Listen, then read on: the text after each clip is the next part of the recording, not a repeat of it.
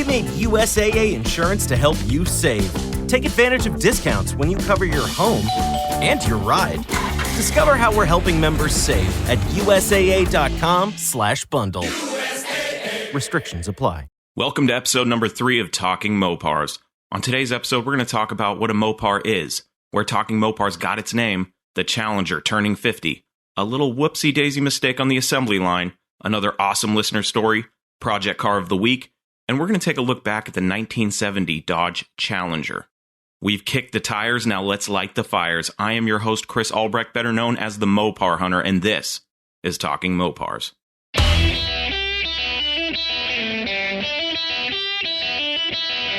You're listening to Talking Mopars with the Mopar Hunter, your direct connection to all things Mopar.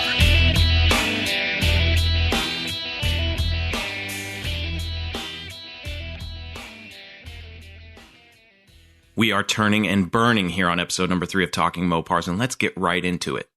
What is a Mopar? I realize that not everybody who listens to this show is actually a Mopar enthusiast. You know, we've got some creepers. We've got Ford guys, Chevy guys, import guys. This podcast is for everybody. And I want to bring you into the Mopar fold if you aren't already. If you're not familiar with Mopars and what the word Mopar actually means, let me fill you in. Mopar is a combination of the words motor and parts. It was first used in the 1920s, and in 1937 would be used for the first time on actual products, starting with cans of antifreeze. It evolved into a term of endearment used by Mopar enthusiasts to describe cars that fell under the Chrysler umbrella. So think Chrysler, Dodge, Plymouth, AMC, Jeep, Ram trucks, and now Fiat and the brands associated with Fiat. Mopar now is a registered trademark used by FCA as a resource for covering parts, accessories, service, and warranties. So you're going to go to the dealership and you're going to see Mopar service, Mopar accessories and things like that.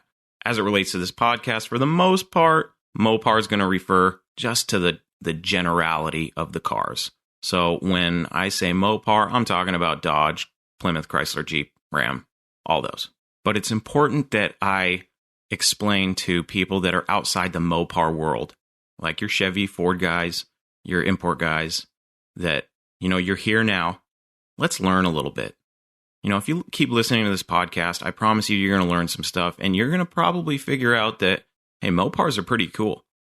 Maybe you came here because you hate Mopar, and you're like, let me see what this jerk's all about. Let me see what he's talking about. And you're here now, and you're like, oh, he doesn't sound like a bad guy.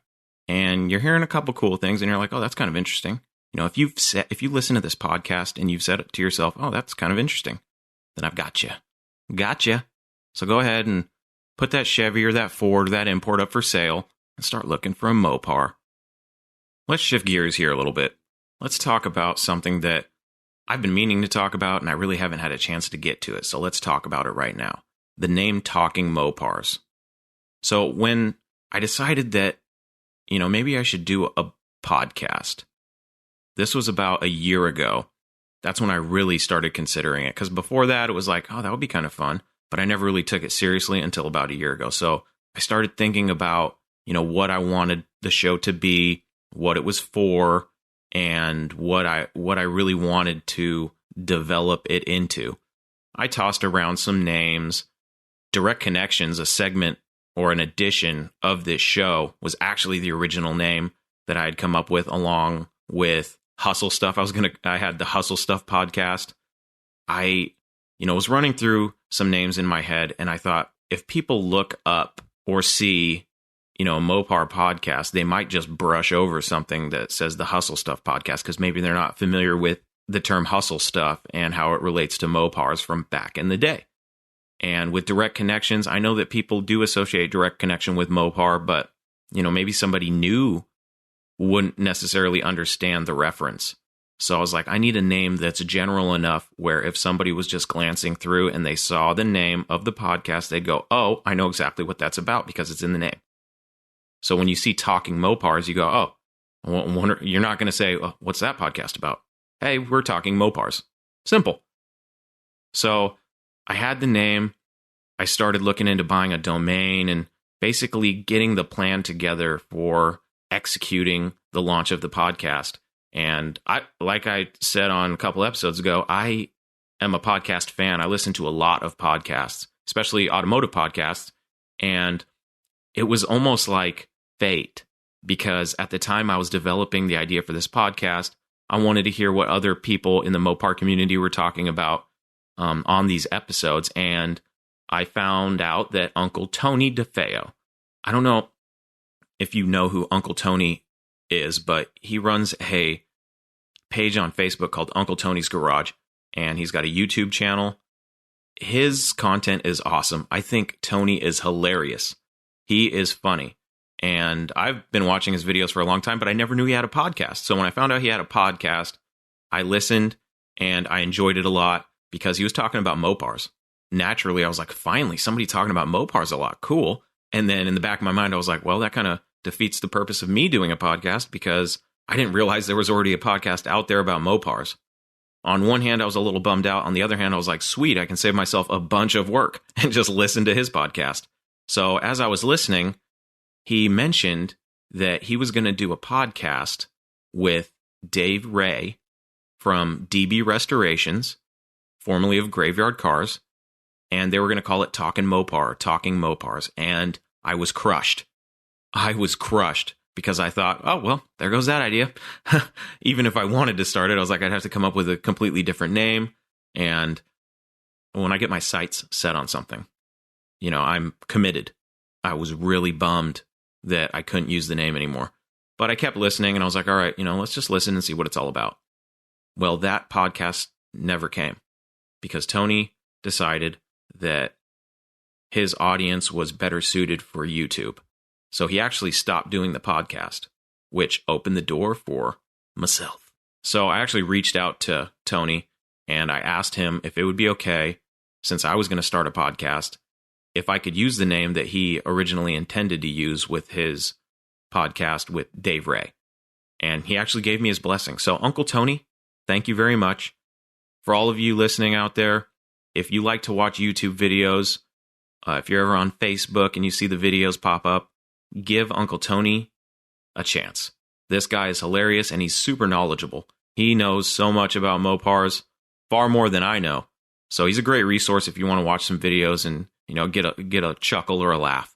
You can look him up at Uncle Tony's Garage on YouTube and Facebook. So go give him a follow, subscribe, like his content. He's a good guy. I do thank him very much for allowing me to use the name because I'm not a jerk. I wouldn't take the name, without consulting him about it first, because if he would have said, that may be a project I want to work on in the future, I would have moved on, and I don't know if this podcast would exist if I hadn't been given the green light. So, once again, thank you, Uncle Tony. Let's switch gears here and talk about a new Challenger that was recently unveiled. So, as you know, in 1970, a new model for Dodge came out, and that was the Dodge Challenger. It changed the game. And now, we're quickly approaching 2020, and now the Dodge Challenger is turning 50. So Dodge is releasing the Challenger 50th Anniversary Edition. This car is what enthusiasts love to see from Dodge. It really shows that Dodge is embracing the enthusiast culture. The Challenger is only going to turn 50 once. So this car is going to be highly collectible. If I was you and I had the money, I would go out and order one now. So let's break down the car a little bit. The 50th Anniversary Edition of the Dodge Challenger is going to come in 7 colors, including 4 new colors. Those new colors are Gold Rush, Frostbite, Hellraisin, and Cinnamon Stick.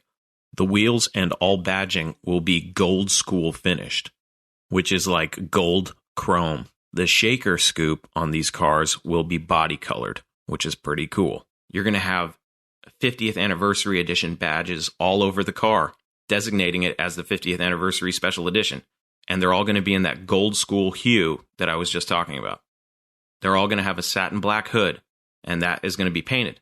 But the roof and the deck lid will be wrapped in satin black. Interior accent stitching on leather seats with suede inserts with 50 embroidered in them.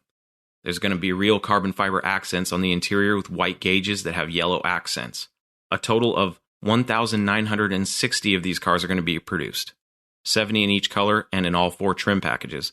These packages are going to start at $4,995 for the lowest trim, up to $5,995 for the highest trim. Now, keep in mind, the Challenger will never turn 50 again. Like I said, these are going to be highly collectible. Ordering for these cars starts in December for a spring shipment, so get to your local Dodge dealer and order today. These are going to get ordered up really quick, and you're probably going to see some on eBay for an exuberant amount of money. There's some people out there that see these types of cars and they go, oh, cha-ching, and they go and buy these cars, and then next thing you know, they're on eBay for double the price or something ridiculous. So if you really want one of these and you have the ability to get one, go to the Dodge dealer and order one today. That way you have it first, and you can be the first owner of a 50th anniversary edition Dodge Challenger. Switching gears again. Recently, the NHTSA, the National Highway Traffic and Safety Administration, issued a recall for 173 Dodge vehicles manufactured between the end of May and September of 2019. These include 62 Dodge Challengers and 111 Dodge Chargers, built with an incompatible front wheel and brake package. The package just does not allow adequate tire clearance and has the potential to cause rubbing of the inner sidewall of the tire and the steering knuckles. So dealers and owners will be notified around December 13th to get that fixed. What a whoopsie-daisy. Whoopsie-daisy. Let's get that fixed, because this is not a good look. I'm glad that I was not on the production line when that happened, because I don't know if it's quality control. I don't know if it's recreational use of marijuana in Canada. Did I say that? Oh, sorry. I'm just kidding. Hey, Dodge is going to get this fixed. You're going to be taken care of. And if you own one of these vehicles, you will be notified. So, sit tight. We'll get you all patched up and back on the road. It's time to shift gears once again on the show, and we're going to go ahead and get into the listener story of the week. This story comes from Andy Tance. Andy shared this story with me about the Bristol Speedway Superbird, and I think it's a fun story, so let's get right into it. Back in 1989, I was working at a restoration/flipper shop in Canton, Georgia. One day we received the original Bristol Speedway Superbird from an auction. After tuning it up, it needed a test drive. So for lunch, 5 of us jumped in the Superbird and took off towards Commerce. Once we got on I-75, Steve decided to jump on the bird and got it up to 110 fairly quickly. Then the weaving started, and things started getting scary real fast. Doing around 100 miles per hour, the car literally walked across a full lane before Steve decided to slow it down. When Steve tried to turn around on the freeway, he pulled into a pile of mud, and we started to bog down, so he floored it. All we could hear was clods of mud bouncing off the car as we slowly got the car turned around and headed back to the shop. When we got back to the shop, the bird looked like a Jeep that had been in the swamp. It was pretty nasty. After we sprayed it down, Steve looked at the front end and found the driver's side stabilizer link was gone, and the torsion bars were cranked almost as far as they could go. Needless to say, the front end was shot on the car. The owner never knew about this catastrophe. I believe he sold it the following week. That's what we call an almost quick trip to the unemployment line. What a story. That could have ended a lot worse, let's be honest. I mean, wow. I was really entertained by the story because I could relate to Andy, because if I had the opportunity, I probably would have done the same thing. Only my luck would probably be, I probably would have wrecked the thing, and not only would I have been looking for a tow truck in the phone book, but I would have been looking for a new job as well, because I probably would have been fired. Let's drop a gear and disappear as we shift gears into Project Car of the Week. This week's Project Car I thought was reasonably priced with room for negotiation, and it runs and drives. That's always good. If you ask me, when I look at project cars, a very big selling point to me is running and driving. Because I don't know about you, but when I buy a project car, if I can't drive it home, there is a little bit of, how can I put this? In my head, I'm like, God, I really wish I could have drove this thing home. That would have made this experience so much better. But there is also the side that, like when I bought my '69 Dodge Dart and I towed it home, I remember looking in the rearview mirror and seeing it on the trailer. And I remember thinking, God, I can't wait to drive that thing. Can't wait. It's been 4 years, but that's okay. That's a story for a different time. This Roadrunner, to me, is a great foundation for somebody that wants to get into a project, but wants to be able to enjoy it at the same time. I'm looking at the car and thinking to myself, if I could get this thing for, $12,000, $13,000, that's a deal. To me, anything under 20 grand these days for something running and driving, that to me is a good deal. I know that sounds crazy. It sounds crazy coming out of my mouth. I think it sounds crazy. But I've seen thousands of these cars, and I know the prices aren't getting cheaper. I mentioned that before. So if you can get into one of these for less than $20,000 running and driving, I think that depending on the car, of course, because there are some complete rot boxes out there that run and drive. Don't ask me how. But I think that it's a decent buy, because I've said this before. I don't need a car that is a show car. I just want something fun for me to drive. I don't need people to polish my knob when I go get gas, telling me how beautiful the car is. I just want to be happy behind the wheel. That's all I care about. So with this car, I see a lot of potential here. It's a 70, great year for the Roadrunner. It's running and driving. It's got a big block in it, and I don't see a VIN number or a fender tag or anything in these pictures, but I'm going to go ahead and assume that it is a real RM car. The car looks like it has good bones. If it runs and drives, send it. Send it. You know what I mean? It looks like a good start to a project because you can drive it and enjoy it while you're going through it. That's fun. To me, that's fun. I would love to get this car. So if this guy's listening to this podcast, hey, Chris at TalkingMopars.com. Oh, wait. It's numbers matching, right? Oh, it's not? Oh. Ooh. Oh, it's not the original. Oh, it's been repainted? Oh. Okay. Ooh. Ooh, it looked. Ooh, we're gonna need some frame rails. Ooh. Ooh. Trunk. Ooh. Ooh. Headliner's falling down. Ooh. After looking at it, after getting a closer look, thinking more like 9. Yeah. Maybe. Oh, and then I gotta. You think this thing will make it home? I gotta drive all the way back to Washington. You know what I mean? Ooh. Probably safer if I trailered it, and that costs a little bit of money too. Oh, I see the floor pan. Oh man, the floor pan needs to be changed too. Yeah, it looks like this thing is not original. Not a survivor. Not a barn find. I'll give you $2,000. That was a joke, folks. A lot of people, what they do when they go to look at these cars is they start bashing the car. Not a good way to go about things. Look, the seller is not your enemy. And it does you no good to beat up on a car, to try to knock the price down. I think here's a tip. If you're going to look at a car, think of the seller as your friend. Okay? Because guess what? No enemy will ever give you a good deal.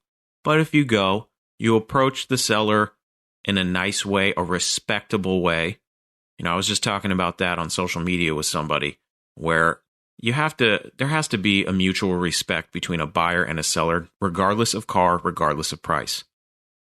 Hey, if you don't want to be respectful, don't even go look at the car.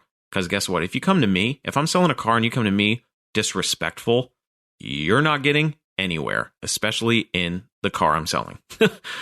So approach with an open mind, be respectable, be respectful, and you're going to get a lot farther that way. If you want a better deal on the car, here's where my opinion gets a little foggy because I do think it's important to start low and then work your way up. I always like to promote having a number in your mind. I call it a hard out. You need a hard out. Like if this car is $16,000 and I only want to pay, let's just say $9,000, right? That's $7,000 in negotiation. It's going to take a while. You can't just go up there and just chop the guy in half right away. You got to look at the car. I like to gauge the seller a little bit. Like, what do you really want to get out of the car? You know, say the guy wants $16,000 and, you know, he goes, I really, you know, I'm asking 16. There's a little wiggle room. I could probably take 15,000. And in your mind, you have $9,000 in your pocket. So this is where things get interesting. You're going to have to figure out a way to get him to come down a lot farther. Now, this doesn't always work out. You know, when you're trying to chop a guy in half, that's a big reach. Maybe, you know, this doesn't work every time, but it works some of the time. I've bought like my little D100. I chopped the guy in half with his price and I drove it home. That was a kind of a tough negotiation, but not really, because I told him flat out, look, this is what I got. I'm willing to come look at it, but I don't want to waste your time. I don't want to waste my time. So if this isn't even something, if this number is something that you wouldn't even entertain, then I shouldn't even come out. And he said, come out. So I was like, ooh, gotcha. But that deal was actually really good because I said, I have this amount of money, but I'm only buying it if I can drive it home. So it worked out for me and it worked out for the seller because he was done with it. And, you know, I was ready to buy it because I really liked it. And I'll talk more about my project truck, my little 76 D100 on a future episode. But getting back to this Roadrunner and buying and selling project cars. You see negotiations on TV, and I don't need to name the person who does this negotiating because it happens a lot. A lot of these reality shows, they show these unrealistic negotiations. I question how much editing is really involved in these shows because I've never seen anybody make deals like that in real life as far as walking up going, oh, you want 20 grand? I'll give you 2. And then the guy goes, oh, no way, can't do that. And then they end up negotiating for like 3,000. It's like, hey, where does that happen at? Do I need to move to Texas? Do I need to move to Dallas? Anyways, there is a right way and a wrong way to negotiate. And I think if you just explain to the seller where you're coming from and you're respectful, you're going to get a lot farther. You might not get it for the price you want, but it's also okay to walk away from a car. And here's another tip. If you don't end up coming to terms with a deal, if you don't come to a good deal, mutually beneficial, then it's okay to I always say, make business cards. Make business cards with your name and number, write the date and your offer on this card, and hand it to the guy. Because you never know how many people are going to try to come out and buy the car. If you leave and he gets 3 more people and they're chopping him worse than you did, he might go, okay, 3 out of the 4 people that came out and looked at this car offered less than that 4th guy, and I have his card in my hand. I'm going to give him a call, and you know what? Apparently I overvalued the car. I'm going to go ahead and sell it to him for the better price. So you have to look at things like that. Be positive. You know, don't end things on a bad note, especially if you want the car. If you're frustrated that the guy's not budging, put your number on a business card, like the number you want to buy it for on a business card, and give it to him. Let him sit on it. And make sure it's not just a piece of junk business card. Make it a business card that stands out a little bit, you know, so that he won't forget you. That's the thing. You got to be memorable to these people. Folks, I realize that we've gone off the rails a little bit here. So let me just reiterate my tips. First, have a hard out. Have a price in your mind, your walk-away price. If you can't get to that, walk away.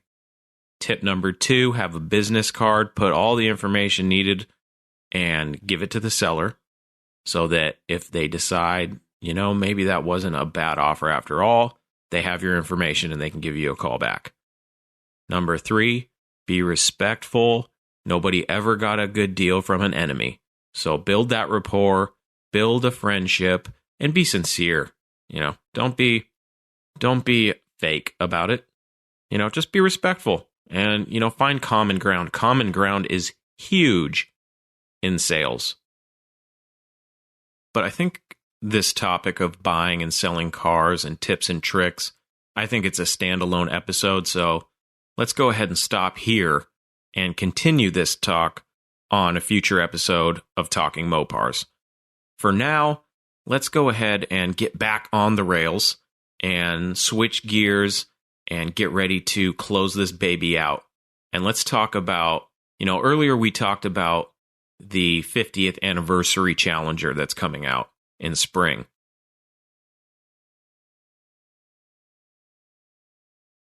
I've always believed that to know where you're headed, you've got to know where you've been. So with the 50th anniversary of the Dodge Challenger approaching fast, let's take a look back at the fall of 1969 when Dodge introduced the Challenger for the 1970 model year.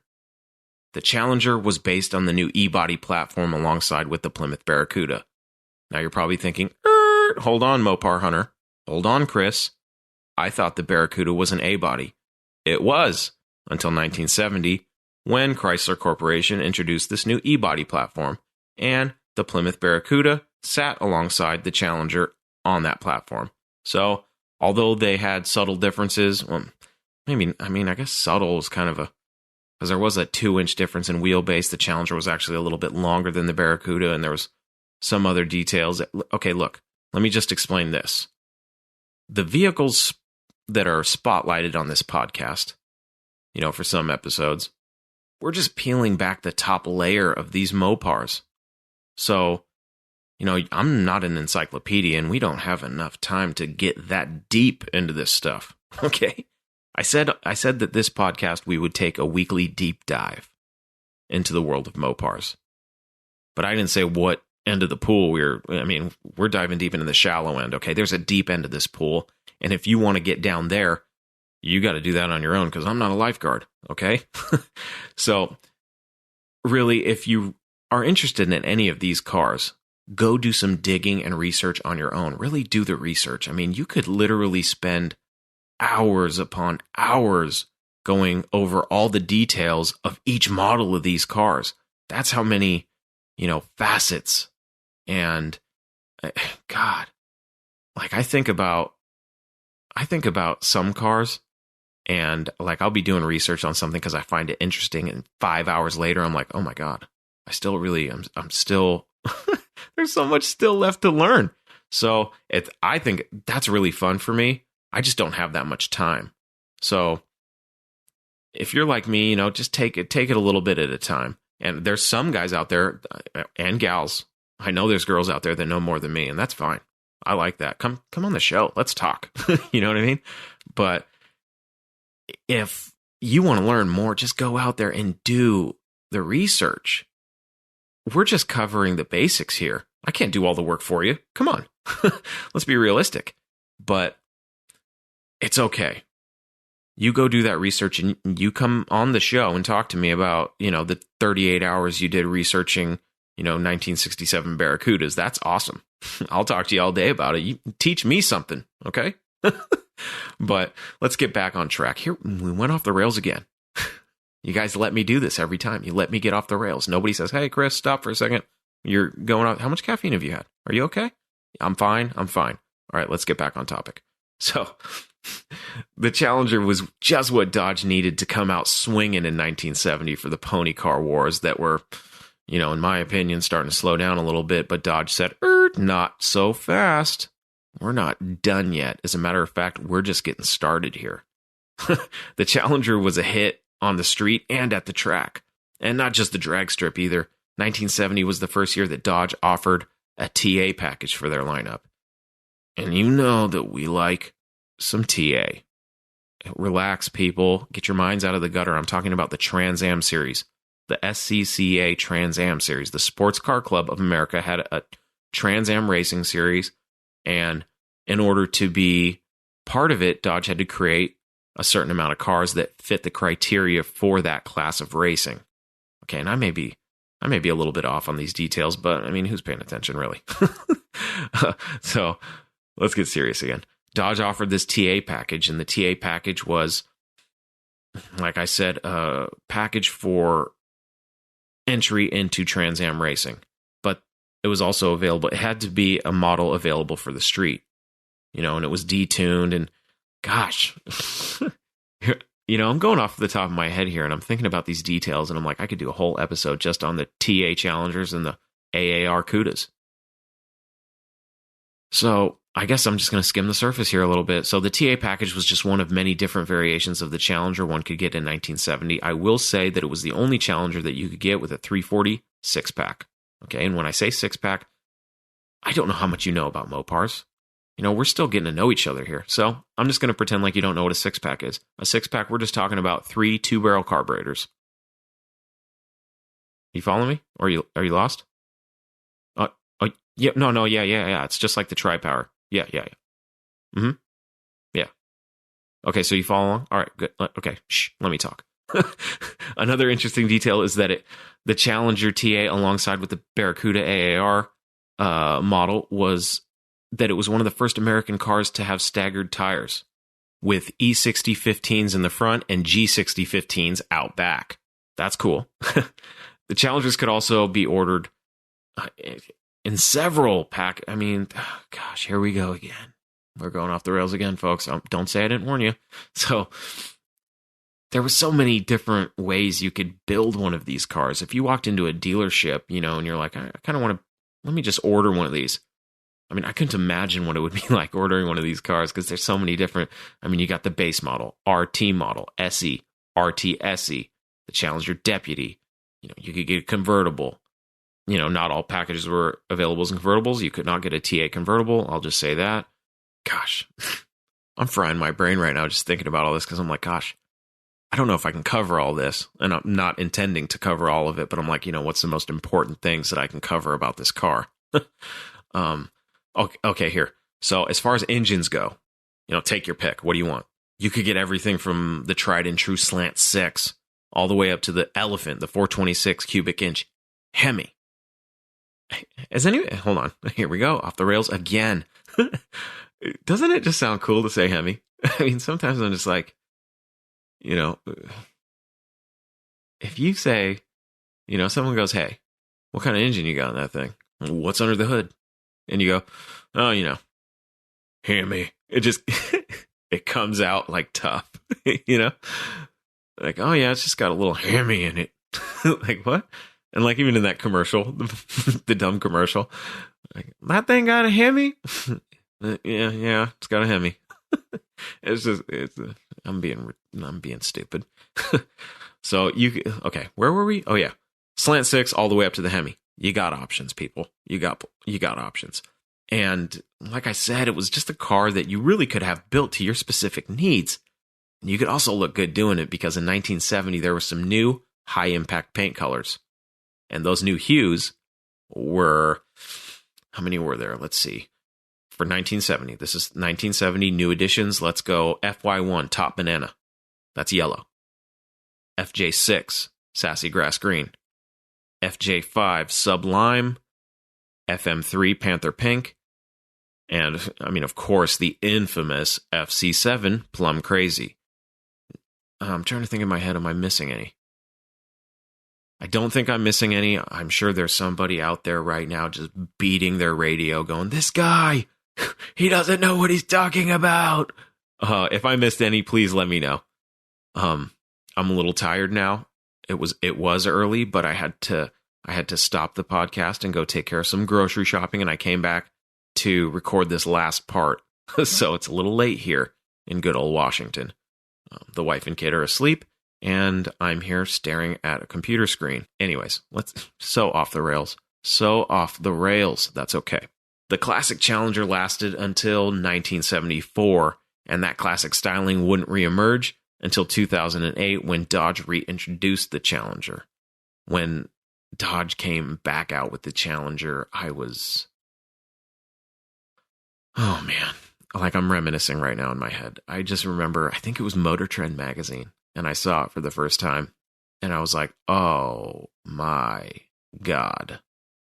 It was one of the most beautiful cars, as far as modern cars go, that I had ever seen. I think, you know what, I'm going to go ahead and say it was. When the Challenger came back out, it was the most beautiful modern car I'd ever seen, because that's how big of a fan I was of the 1970s.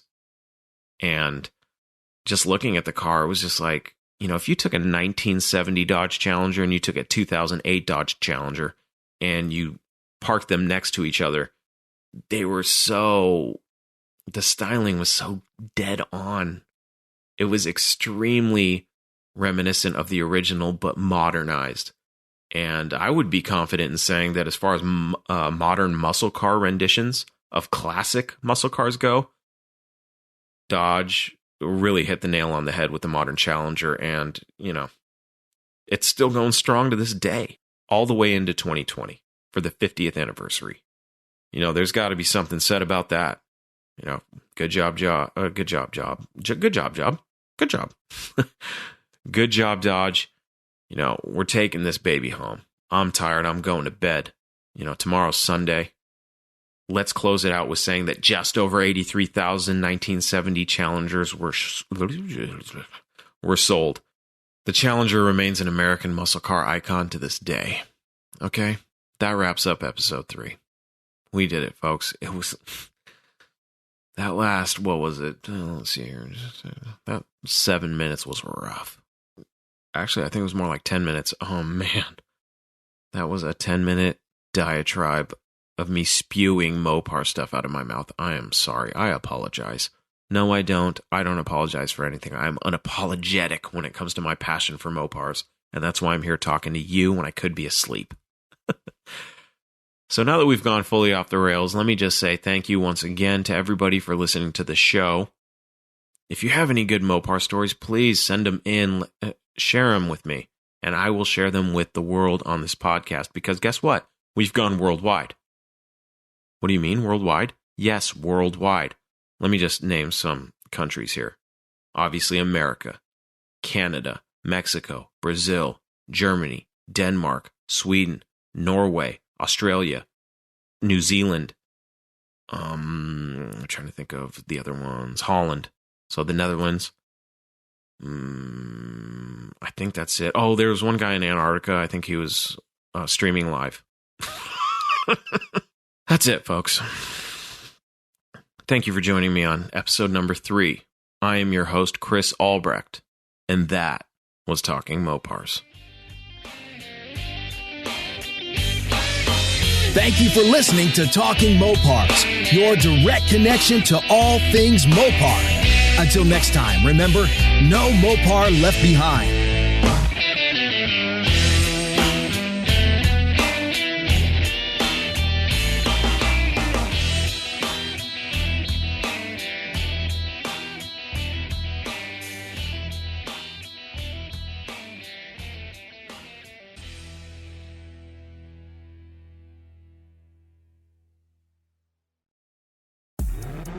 Okay, let's roll, dudes! And I'm going 10, 30, 65 in a 45 zone. Yo, why's my gas tank on E? Oh, and hello, officer. Wait, what? I'm losing my license? I'll lose my job. And here come the court costs. Oh, man, that's the thing about pedal to the metal, dude. You speed, you lose. Slow down. Driving is no game. A message from Virginia DMV.